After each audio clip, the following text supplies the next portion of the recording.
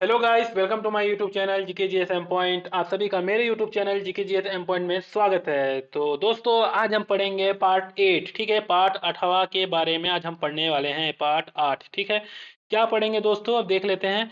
आज हम पढ़ने वाले हैं जलवायु, तापमान, ऋतुएं। ठीक ना, क्या पढ़ेंगे दोस्तों? आज हम पढ़ेंगे जलवायु, तापमान एवं ऋतुओं से रिलेटेड क्वेश्चन। ठीक है, तो चलिए चलते हैं आगे की ओर बिना टाइम बर्बाद करते हुए।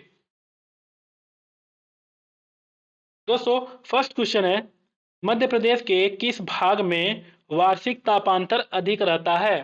ठीक है, क्वेश्चन क्या है दोस्तों? क्वेश्चन है कि मध्य प्रदेश के किस भाग में, ठीक है, वार्षिक तापांतर अधिक रहता है। वार्षिक तापांतर अधिक रहता है। और आपका ऑप्शन क्या है दोस्तों? ए पूर्वी, बी पश्चिमी, सी उत्तरी या डी दक्षिणी। ठीक है, तो दोस्तों मैं आपको इस क्वेश्चन का राइट आंसर बता दूं कि मध्य प्रदेश के, ठीक है, मध्य प्रदेश के उत्तरी भाग, किस भाग में भैया? उत्तरी भाग। किस भाग में? उत्तरीय भाग में वार्षिक तापांतर अधिक रहता है। ठीक है, कहाँ अधिक रहता है भैया? तो उत्तरीय भाग में। ठीक है, कहाँ रहता है? उत्तरीय भाग में वार्षिक तापांतर अधिक रहता है। ठीक है, मध्य प्रदेश में तापमान संबंधित तथ्य। ठीक है, मध्य प्रदेश में वार्षिक तापांतर उत्तरीय क्षेत्र में अधिक रहता है। कहाँ रहता है? उत्तरीय क्षेत्र में अधिक रहता है। ठीक है, मध्य प्रदेश में ग्रीष्म ऋतु में औसत तापमान जो है, ठीक है, कहाँ भैया? मध्य प्रदेश में ग्रीष्म ऋतु में औसत तापमान दक्षिण से उत्तर की ओर बढ़ता है। क्या बढ़ता है भैया? दक्षिण से उत्तर की ओर बढ़ता है। और मध्य प्रदेश में सर्वाधिक तापमान मई माह में होता है। कहाँ होता है, कब होता है? मई माह में मध्य प्रदेश में सबसे ज्यादा गर्मी पड़ती है। ठीक है, मई माह में मध्य प्रदेश में सबसे ज्यादा गर्मी पड़ती है। ठीक है, और क्या है? मध्य प्रदेश में न्यूनतम तापमान जनवरी माह में होती है। सबसे ज्यादा ठंड जो है दोस्तों भैया लोग, वो जनवरी के महीनों में लगता है। ठीक है, कब लगता है? जनवरी के महीने में है। अब देखिए, मध्य प्रदेश में सर्वाधिक तापांतर मार्च माह में होता है। ठीक है, तापांतर जो होता है ये मार्च माह में भी होता है, मतलब तापांतर। ठीक है, और क्या है? न्यूनतम और न्यूनतम औसत तापमान वाला स्थान क्या है भैया? न्यूनतम औसत तापमान वाला स्थान जो है वो शिवपुरी है। क्या है भैया? शिवपुरी है। क्या है? शिवपुरी। ठीक है, यहाँ पे क्या क्वेश्चन है ये देखिए, आप इसमें कंफ्यूज मत होइएगा कि मध्य प्रदेश में सर्वाधिक तापमान मई माह में होता है। सबसे ज्यादा तापमान जो है वो कब होता है? मई माह में। और मध्य प्रदेश में तापांतर स्टार्ट कब होता है, मतलब जब शुरुआत कब होती है? तो भैया मार्च माह से। ठीक ना, मार्च माह से ही गर्मी आना स्टार्ट होती है। ठीक ना, यहाँ पे तापांतर स्टार्ट होती है। थोड़ा मिसप्रिंट है दोस्तों। ठीक है, यहाँ से स्टार्ट होता है। ठीक है, आइए अगले क्वेश्चन की ओर चलते हैं दोस्तों। अगला क्वेश्चन है, मध्य प्रदेश में ग्रीष्म ऋतु में औसत तापमान बढ़ता है। ठीक है, मध्य प्रदेश में ग्रीष्म ऋतु में औसत तापमान बढ़ता है। आपका ऑप्शन है ए उत्तर से दक्षिण की ओर। क्या है? उत्तर से दक्षिण की ओर। बी पूर्व से पश्चिम की ओर। क्या है? पूर्व से पश्चिम की ओर। सी क्या है भैया? दक्षिण से उत्तर की ओर। क्या है? दक्षिण से उत्तर की ओर। और डी क्या है भैया? पश्चिम से पूर्व की ओर। क्या है भैया? पश्चिम से पूर्व की ओर। ठीक है, तो इसका जो राइट आंसर है भैया वो क्या होगा? ऑप्शन नंबर सी, दक्षिण से उत्तर की ओर। क्या होगा भैया? ऑप्शन नंबर सी, दक्षिण से उत्तर की ओर। ठीक है, आइए अगला क्वेश्चन है भैया, मध्य प्रदेश में सर्वाधिक तापांतर किस माह में होता है? ठीक है, मध्य प्रदेश में सर्वाधिक, ठीक है, मध्य प्रदेश में सर्वाधिक तापांतर, ठीक ना, किस माह में होता है भैया? तो मध्य प्रदेश में सर्वाधिक जो तापांतर होता है, सबसे ज्यादा गर्मी किस माह में पड़ती है भैया? तो वो मई में पड़ती है। कब पड़ती है? मई में। ठीक है, और जब अगर पूछ दे कि मध्य प्रदेश में गर्मी की शुरुआत, मतलब शुरुआत कब होती है, तापांतर की शुरुआत कब होती है भैया? तो वो मार्च में होती है। कब होती है? मार्च में होती है। इस क्वेश्चन का जो राइट आंसर है भैया वो क्या है? आपका ऑप्शन नंबर ए है। ठीक है, मई है। क्या भैया? मई है। ठीक है, क्या है इसका राइट आंसर? मई है। मई। देखिए अगला क्वेश्चन क्या है दोस्तों, मध्य प्रदेश में शीत ऋतु में न्यूनतम तापमान किस जिले में रहता है? ठीक ना, मध्य प्रदेश में शीत ऋतु में यानी ठंडी में पूछ रहा है। ठीक है, ठंडी में सबसे न्यूनतम तापमान किस जिले में रहता है? सबसे कम तापमान किस जिले में रहता है? आपका ऑप्शन है ए शिवपुरी, बी भोपाल, सी इंदौर और डी जबलपुर। तो दोस्तों इस क्वेश्चन का जो राइट आंसर है वो क्या है, आपका ऑप्शन नंबर ए शिवपुरी है। ठीक है भैया, क्या है, मध्य प्रदेश में, ठीक ना, सबसे ज्यादा ठंडी मतलब जो है शिवपुरी में पड़ती है। यहाँ का तापमान जो होता है सबसे कम होता है। ठीक है, आइए अगले क्वेश्चन की ओर चलते हैं। मौसम क्या है, ठीक है, क्वेश्चन क्या है भैया, मौसम क्या है। ठीक है, आपका ऑप्शन क्या है, वायुमंडल में अल्पकालीन परिवर्तन। ठीक है, ऑप्शन नंबर ए वायुमंडल में अल्पकालीन परिवर्तन। ऑप्शन नंबर बी क्या है, वायुमंडल में दीर्घकालीन परिवर्तन। क्या है भैया, दीर्घकालीन परिवर्तन। सी क्या है भैया, वायुमंडल में वर्षा का होना, वायुमंडल में वर्षा का होना। और थर्ड क्या, फोर्थ क्या है भैया, इनमें से कोई नहीं। तो भैया इस क्वेश्चन का जो राइट आंसर है वो होगा आपका ऑप्शन नंबर ए, क्या होगा, वायुमंडल में अल्पकालीन परिवर्तन। क्या होगा भैया, वायुमंडल में अल्पकालीन परिवर्तन। मौसम क्या है भैया, तो वायुमंडल में अल्पकालीन परिवर्तन। ठीक है, देखिए यह एक छोटे क्षेत्रों को प्रभावित करता है। ठीक है, यह एक छोटो मतलब छोटे जो क्षेत्र है उनको प्रभावित करता है। मौसम दिन में कई बार बदल सकता है। ठीक है, क्या है भैया, मौसम जो है वो दिन में कई बार बदल सकता है, ये छोटे क्षेत्रों को प्रभावित करता है। मौसम किस क्षेत्रों को प्रभावित करता है भैया, तो छोटे क्षेत्रों को प्रभावित करता है। ठीक है, आइए अगले क्वेश्चन की ओर। अगला क्वेश्चन है भैया, मध्य प्रदेश में शीत ऋतु में होने वाली हल्की वर्षा को क्या कहते हैं। ठीक है, क्या कहा जाता है, मध्य प्रदेश में शीत ऋतु में होने वाली हल्की वर्षा को क्या कहा जाता है। ठीक है, आपका ऑप्शन है ए मावट, बी लू, सी प्री मानसून, या डी यू नाला। ठीक है, तो दोस्तों भैया लोग मैं आपको इस क्वेश्चन का राइट आंसर बता दूं कि मध्य प्रदेश में शीत ऋतु में होने वाली हल्की वर्षा को, ठीक है ना भैया, क्या कहते हैं, जी हाँ ऑप्शन नंबर ए मावट कहते हैं। क्या भैया कहते हैं, मावट कहते हैं। क्या कहते हैं, मावट। ठीक है, option number A is the right answer. ठीक है, मध्य प्रदेश में शीत ऋतु में होने वाली हल्की वर्षा को मावट कहा जाता है। क्या कहा जाता है भैया, मावट कहा जाता है। ठीक है, आइए अगले क्वेश्चन की ओर चलते हैं।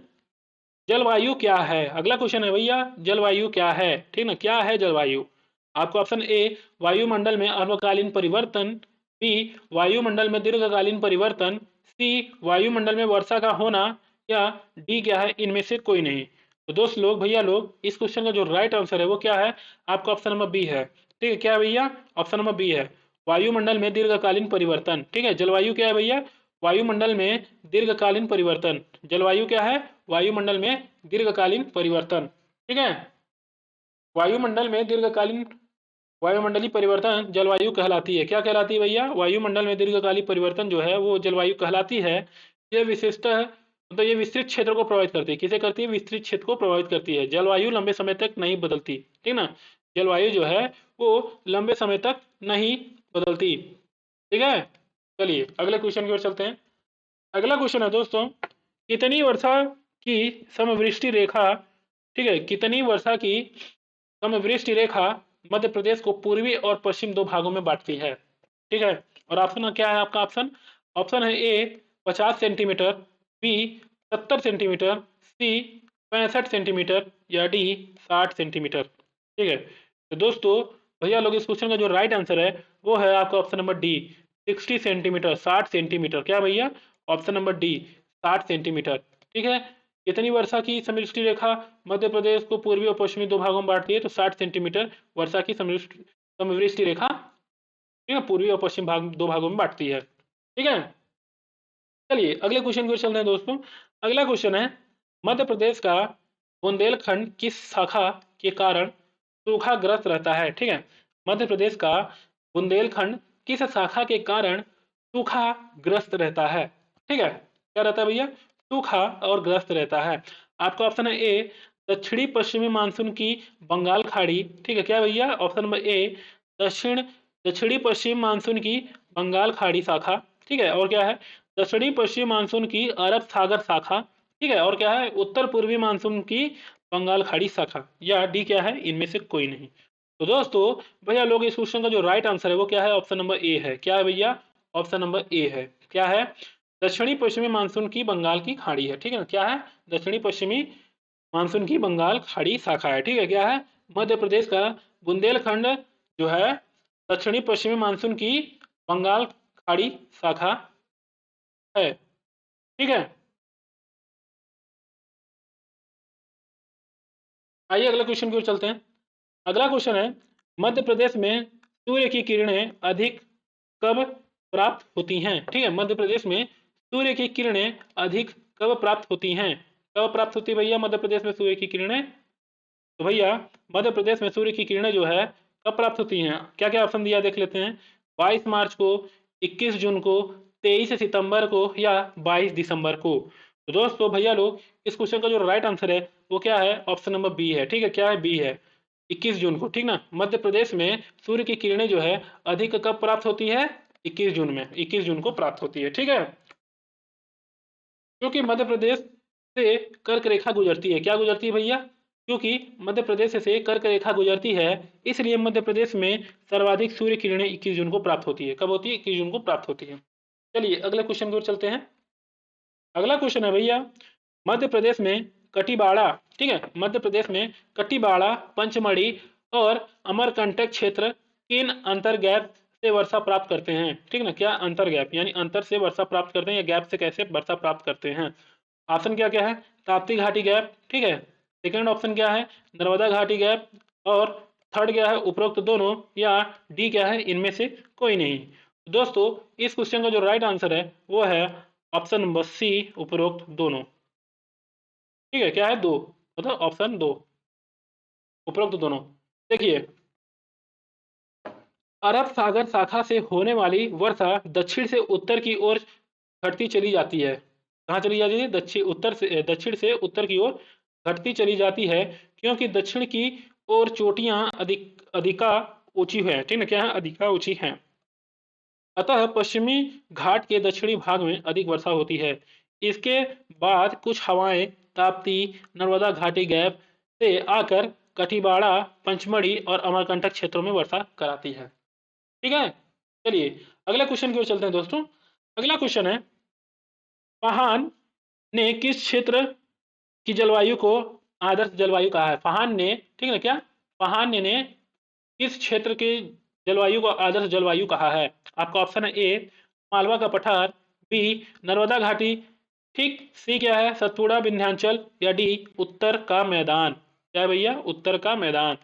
तो दोस्तों इस क्वेश्चन का जो राइट आंसर है मैं आपको बता दूं, इस क्वेश्चन का जो राइट आंसर है ऑप्शन नंबर ए है, मालवा का पठार। क्या है भैया? मालवा का पठार है। फहान ने किस क्षेत्र की जलवायु को आदर्श कहा है? तो मालवा का पठार को। ठीक है, चलिए मध्य प्रदेश में विषम जलवायु पाई जाती है। ठीक है, मध्य प्रदेश में विषम जलवायु पाई जाती है। कब पाई जाती है भैया? कहाँ पाई जाती है? हैं, तो आपका ऑप्शन क्या है? मालवा पठार, बुंदेलखंड पठार, उत्तर का मैदान, या नर्मदा घाटी। तो दोस्तों भैया लोग इस क्वेश्चन का जो राइट आंसर है वो होगा आपका ऑप्शन नंबर सी, उत्तर का मैदान। क्या होगा? उत्तर का मैदान, ऑप्शन नंबर सी। ठीक है, देखिए मध्य प्रदेश में विषम जलवायु पाई जाती है। कब पाई जाती है? उत्तर का मैदान में पाई जाती है। उत्तर के मैदान में पाई जाती है। कब पाई जाती है भैया? उत्तर के मैदान में पाई जाती है। ठीक है, चलिए अगले क्वेश्चन की ओर चलते हैं दोस्तों। अमरकंटक क्षेत्र किस जलवायु क्षेत्र के अंतर्गत आएगा? अमरकंटक क्षेत्र किस जलवायु क्षेत्र के अंतर्गत आएगा? आपका ऑप्शन है ए मालवा पठार, बी विंध्य सतपुड़ा पर्वतीय क्षेत्र, डी सी उत्तर का मैदान, या डी नर्मदा घाटी क्षेत्र। ठीक है, तो दोस्तों भैया लोग इस क्वेश्चन का जो राइट आंसर है ऑप्शन नंबर बी है। क्या है? बी है, विंध्य सतपुड़ा पर्वतीय क्षेत्र। ठीक है, क्या है? विंध्य सतपुड़ा पर्वतीय क्षेत्र। अमरकंटक क्षेत्र विंध्य सतपुड़ा पर्वतीय क्षेत्र जलवायु क्षेत्र के अंतर्गत आती है। ठीक है, चलिए अगला क्वेश्चन की ओर चलते हैं। फटाफट हम क्वेश्चन करेंगे। देखिए, जलवायु के आधार पर मध्य प्रदेश को कितने भागों में विभाजित किया गया है, बांटा गया है? ठीक है, कितने भागों में? जलवायु के आधार पर मध्य प्रदेश को कितने भागों में बांटा गया है, विभाजित किया गया है? आपका ऑप्शन है ए 3, बी 4, सी 5 और डी 6। दोस्तों इस क्वेश्चन का जो राइट आंसर है वो है 4, ऑप्शन नंबर बी। ठीक है, जलवायु के आधार पर मध्य प्रदेश को 4 भागों में विभाजित किया गया है। कितने भागों में विभाजित किया गया है दोस्तों? 4 भागों में विभाजित किया गया है। और वो कौन कौन से हैं, थोड़ा उसके ऊपर ध्यान दे देते हैं। देखिए वो 4 जो भाग हैं वो कौन कौन से हैं। देखिए, मालवा का पठार है, ठीक है, उत्तर का मैदान है, विंध्य सतपुड़ा पर्वतीय क्षेत्र है, और नर्मदा घाटी क्षेत्र है। ठीक है, ये 4 हैं जो जलवायु का क्षेत्र है। ठीक है, चलिए अगले क्वेश्चन की ओर चलते हैं दोस्तों। अगला क्वेश्चन है, मध्य प्रदेश में जलवायु विविधता के आधार पर कितनी प्रमुख ऋतुएं पाई जाती हैं? ठीक है, क्वेश्चन क्या है कि मध्य प्रदेश में जलवायु विविधता के आधार पर कितनी प्रमुख ऋतुएं पाई जाती हैं? आपका ऑप्शन है ए 4, बी 3, सी 5 या डी 6। तो दोस्तों इस क्वेश्चन का जो राइट आंसर है वो है आपका ऑप्शन नंबर बी 3 है। ठीक है, मध्य प्रदेश में जलवायु विविधता के आधार पर कितनी ऋतुएं पाई जाती हैं भैया? तो 3 पाई जाती हैं। ठीक है, 3 पाई जाती हैं। कौन कौन सी हैं अब वो देख लेते हैं। देखिए कौन कौन सी हैं। पहला है ग्रीष्मकालीन, ठीक ना। इस ऋतु को प्रदेश में यूनाला के नाम से भी जाना जाता है। किस नाम से जानते हैं भैया? यूनाला के नाम से। वर्षाकालीन, ठीक है, इस ऋतु को प्रदेश में चौमासा के नाम से जानते हैं। किस नाम से जानते हैं? चौमासा के नाम से। और शीतकालीन इस ऋतु को प्रदेश में सियाल के नाम से जानते हैं। किस नाम से जानते हैं? सियाल के नाम से जानते हैं। ठीक है, चलिए अगले क्वेश्चन की ओर चलते हैं दोस्तों। अगला क्वेश्चन है यूनाला, चौमासा और सियाल क्या है? ठीक है, क्या है भैया? तो अभी जस्ट मैंने बताया है कि ये जो है मध्य प्रदेश की स्थानीय ऋतुओं के नाम है। क्या भैया? मध्य प्रदेश की ऋतुओं के नाम है। तो इस क्वेश्चन का जो राइट आंसर है वो क्या होगा भैया? Option number D is the right answer. Madhya Pradesh में स्थानीय ऋतुओं के नाम। ठीक है, चलिए अगले क्वेश्चन की ओर चलते हैं। अगला क्वेश्चन है भारतीय परंपरा के अनुसार मध्य प्रदेश में कितनी ऋतुएं होती हैं? ठीक ना, कितनी ऋतुएं हैं या कितनी ऋतुएं होती हैं? भारतीय परंपरा के अनुसार मध्य प्रदेश में कितनी ऋतुएं होती हैं? आपके ऑप्शन है ए 4, बी 3, सी 6 या डी 5। तो दोस्तों मैं आपको इस क्वेश्चन का राइट आंसर बता दूं। तो दोस्तों इस क्वेश्चन का जो राइट आंसर है वो है आपका ऑप्शन नंबर सी 6। ठीक है, क्या भैया? 6, ऑप्शन नंबर सी है। ठीक है, भारतीय परंपरा के अनुसार मध्य प्रदेश में 6 ऋतुएं होती हैं। कितनी ऋतुएं होती हैं भैया? 6 ऋतुएं होती हैं। अब कौन कौन से हैं अब वो देख लेते हैं। ठीक है, देखिए मध्य प्रदेश में 6 ऋतुओं के नाम कौन कौन से भैया? बसंत ऋतु है, ठीक है, कब से कब रहता है? मार्च से अप्रैल तक रहता है। ठीक है, ग्रीष्म ऋतु है, ये कब रहता है? मई से लेकर जून तक रहता है। ठीक है, वर्षा ऋतु कब से कब तक होती है? जुलाई से अगस्त तक ये आपका वर्षा ऋतु होता है। और शरद ऋतु यानी ठंडी, शरद ऋतु कब होती है? ये सितंबर से लेकर अक्टूबर के बीच होती है। और हेमंत ऋतु कब होती है भैया? ये रहती है हेमंत ऋतु नवंबर से दिसंबर के बीच में। और शिशिर ऋतु जो है जनवरी से फरवरी के बीच में रहती है। ठीक है भैया, चलिए अगले क्वेश्चन की ओर चलते हैं दोस्तों। अगला क्वेश्चन है मौसम वैज्ञानिकों के अनुसार मध्य प्रदेश में कितनी ऋतुएं हैं?